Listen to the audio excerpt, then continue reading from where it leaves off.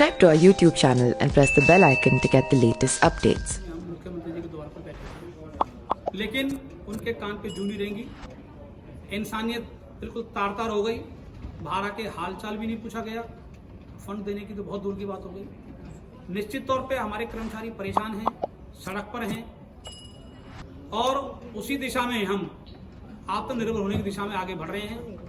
ठीक है, दिल्ली सरकार का एक संवैधानिक ड्यूटी है, वो पूरी नहीं कर रहे और हमारा संवैधानिक हक है, हम उनसे डिमांड कर रहे हैं, लेकिन हाथ पे हाथ रख के बैठना भी ठीक नहीं है। जैसा कि आप सभी को पता है, कल हमने अपने सफाई कर्मी जितने भी हैं उनका पूरा अप टू डेट पूरी सैलरी दे दी है। इसी प्रकार से कुछ कर्मचारियों को, जैसे डॉक्टर हैं, नर्सिस हैं, उनका 2 महीने की पेंडिंग है, किसी की 3 महीने की, किसी की 4 महीने की। स्वाभाविक तौर पे जिसके घर में रोटी नहीं जाएगी, थाली में खाना नहीं जाएगा, परिवार कहाँ से चलेगा, गृहस्थी कहाँ से चलेगी, वो परेशान होगा, सड़क पे आएगा। निगम कर्मी अपनी जगह बिल्कुल सच्चा है। इसीलिए मैंने आज बजट के अंदर ऐसे प्रावधान करने की कोशिश की है कि जिससे हमको राजस्व आय अच्छी हो, जिससे को अच्छी प्राप्ति हो। और दूसरी जो मूल बात है, हम उस तंत्र को, नीचे वाले तंत्र को थोड़ा सा और गति देना चाहते हैं, जिससे कि जैसे एग्जाम्पल के तौर पर प्रॉपर्टी टैक्स वाला मामला है या आरपी सेल वाला मामला है, जो हमने क्लस्टर बनाए हैं, वो वार्ड वाइज क्लस्टर नंबरिंग समेत, ताकि उसके अंदर ट्रांसपेरेंट रहे और कोई भी इलीगल यूनिपॉल वहां ना खड़ा रहे, ना पार्किंग रहे, तो वहां से एक अच्छा खासा में रेवेन्यू मिलने की संभावना है। इसी प्रकार हाउस टैक्स के मामले के अंदर माननीय निगम पार्षदों के साथ मिलकर, आरडब्ल्यू के साथ मिलकर, ट्रेडर एसोसिएशन के साथ मिलकर वहां पे सर्वे कराया जाएगा।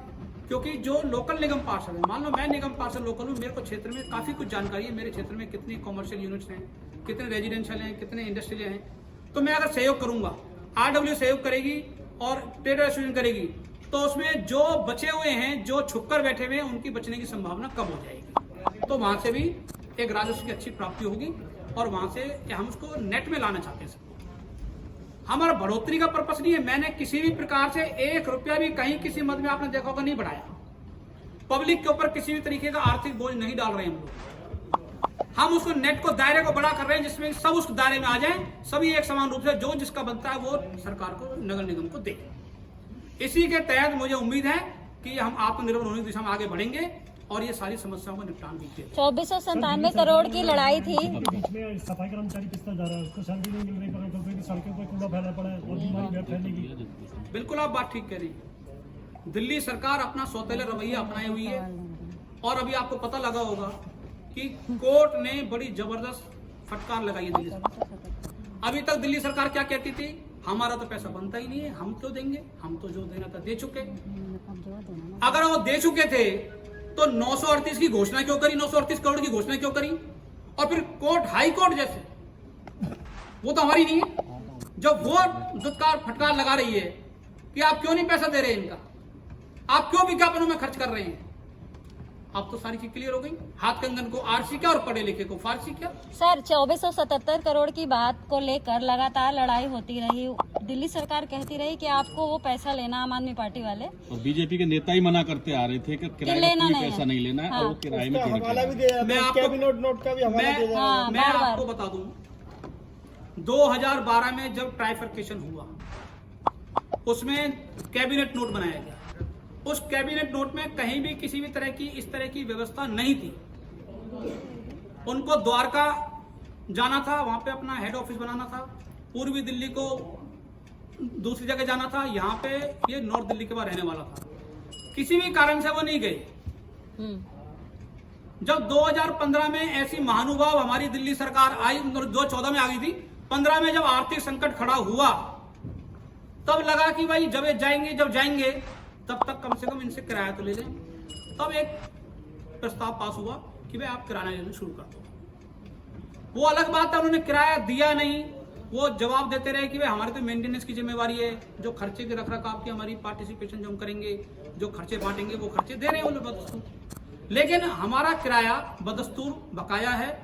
और पिछले साल भी कई बार ऐसा हुआ है, कमिश्नर साहब प्रपोजल देते हैं, लेकिन प्रपोजल देने का मतलब ये नहीं है कि हमने मान लिया, स्टैंडिंग कमेटी अप्रूव करेगी तो माना जाएगा ना। लेकिन मेरे विपक्षी साथी बड़े उतावले थे। चल भाई जी अब एसडीएमसी से वो किराया मांगेंगे। वो झूठा गुब्बारा लेके पूरा, जैसे मैंने बताया, ट्रक भर के झूठ का टोकरा लेके बांटे जा रहे थे, परोसे जा रहे थे।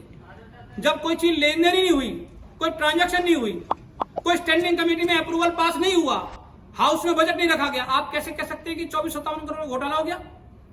ये उनकी दूरदृष्टता की कमी है और आज उनके झूठ का भंडाफोड़ हुआ है। तो अब क्या लेंगे? किराया वो पैसा? मांगेंगे? बिल्कुल मांगेंगे, क्यों नहीं मांगेंगे? मैंने अभी आपके सामने खुला कहा है, मैंने आपको ये हमारे दक्षिणी दिल्ली निगम निगम में बकाया है, उनसे बिल्कुल लेंगे, क्यों नहीं लेंगे? आपने ऑफिस दफ्तर सील कर दिया था साउथ एमसीडी का किराया न लेने को लेकर, तो ऐसी कोई कार्रवाई फिर से करने वाले हैं? समय अनुसार जो भी उचित लगेगा जरूर करेंगे, क्यों नहीं करेंगे? अगर समय अनुसार हमें उचित लगेगा। आपने 2-3 चीजें देखो, और दो तरह प्रपोज की की चीजें हैं। होती है। एक तो होती है कोरोना जैसी महामारी का टाइम चल रहा है, आर्थिक संकट सबके साथ है, सबका मामला ढीला पड़ा है, इंसानियत हमारे अंदर है, मुख्यमंत्री जी के अंदर नहीं है, वो एक अलग बात है। दो तीन चीजें प्रपोज की हैं आपने। ये सारी चीजें हम देख रहे हैं, सारा कुछ जैसा भी हालात होंगे उस हिसाब से आगे कार्रवाई करेंगे। 2-3 चीजें प्रपोज की हैं आपने, जैसे कि जो प्लाटों को मिला करके नक्शा पास करवाने वाले तो 15,000 रुपए लेंगे, उसका कोई साइज वगैरह का भी रहेगा, अनऑथराइज का रहेगा, ऑथराइज का रहेगा। अनऑथराइज के लिए तो डीडीए ने घोषणा कर दी है कि वो मिला सकते हैं, तो क्या अनऑथराइज से भी लेंगे या वैसी अभी कॉलोनी से जितने लेंगे? भी कंफर्मिंग एरियाज हैं वहां पे ये व्यवस्था लागू होगी, और 15,000 जहां तक लेने की बात है उसमें अभी साइज के मामले में भी पॉलिसी बनाई जा रही है, और निश्चित तौर पे आपके साथ में जरूर शेयर करूंगा। एक गेस्ट हाउसों की भी आपने कोई एक प्रपोजल वो दी क्या है, उसको थोड़ा विस्तार से बताइए। Paying guest. देखिए, पेइंग गेस्ट हाउस जगह जगह चल रहे हैं, अगर वो व्यापारिक लाभ ले रहे हैं, रेजिडेंशियल तो यूज नहीं कर रहे ना, अगर वो किराया ले रहे हैं तो पैसा कमा रहे हैं, नेचुरली बात है। तो निगम के दायरे में आने वाली संपत्ति है और प्रति कमरे के हिसाब से ले रहे हैं, तो निगम भी उसका रजिस्ट्रेशन करेगा और निश्चित तौर पर निगम भी उनसे लेगा। निगम इसमें तो बुराई नहीं है कोई। निगम पार्षदों को 1.5 करोड़ रुपए का आपने बजट दिया है, अभी इस साल में या पिछले 2 साल में तो दे नहीं पाए थे, तो अब उसको कहां से देंगे? देखिए, ऐसा है, हम आशावादी लोग हैं, हम झूठ का टोकरा लेके नहीं घूमते, हम झूठ नहीं परोसते जगह जगह, हम आशावादी लोग हैं। निश्चित तौर पे आप देखिए, कोरोना जैसी वैश्विक महामारी के बावजूद भी जो हमारी कलेक्शन हुई है, जो कलेक्शन 31 मार्च तक हुआ करती थी, वो हमारी कलेक्शन आज पहले हो चुकी है सारी। यही काम करने का तरीका है, और जैसे मैंने आपको जो पहले बताया कि हम सभी को नीचे दायरे में लेंगे, नेट में लेंगे, सबको उचित तरीके से हम टैक्स कलेक्शन करेंगे, नीचे के तंत्र को मजबूत करेंगे, तो मुझे उम्मीद है कि हम जरूर सफल होंगे। शरद बिहारी जी, दिल्ली हाई कोर्ट की बड़ी तल्ख टिप्पणी आई है, उन्होंने कहा कि यही अगर स्थिति बदस्तूर जारी रहती है तो हमें अचंभा नहीं होगा।